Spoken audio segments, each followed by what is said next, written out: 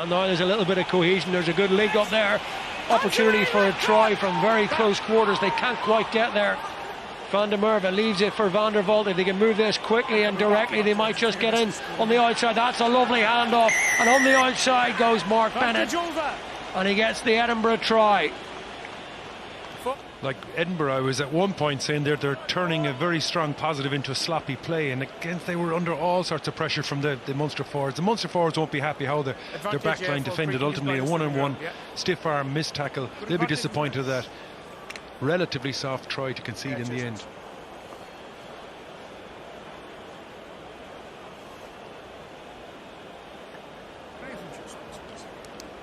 He sees the opportunity.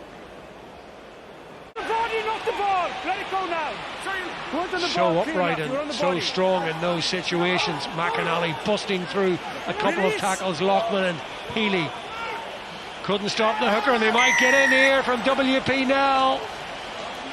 And they do, right on the half hour, the tight head prop. WP now gets Edinburgh's second try of the evening. To Edinburgh using the full width of the pitch and creating continuity in multiple phases. It just seems that once they cross the Munster's 22, Munster's defensive line becomes a little bit more passive, a little bit more soaking up the hits, so they're not coming off the line at any sort of aggression, and that breakdown is much easier. Again, Munster will be disappointed that a tight head can make it from that distance. James Cronin, 77th minute here. Salanoa again. No way through for Kevin O'Byrne. CJ Stander, so dangerous, so difficult to stop, and so strong from 2 metres out. And the Munster captain, Paul, drives his way over the try line. At the heart of it, CJ Stander, of course, but he wasn't the guy. He was the guy who finished it off. But James Cronin carried, Jack O'Donoghue carried, just kept piling and piling around, and eventually Edinburgh just ran out of a resistance on the fringe of the defence. I think that's a try. But look, our line-up maul disintegrated here. Edinburgh did everything they had to do, but just the culture of Munster carrying around the fringes, keeping their patience, inching forward.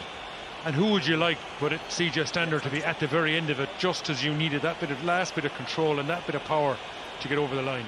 1 tries now for Munster in his 146th appearance, and it's all on the shoulders now of Ben Healy, and he gets the conversion.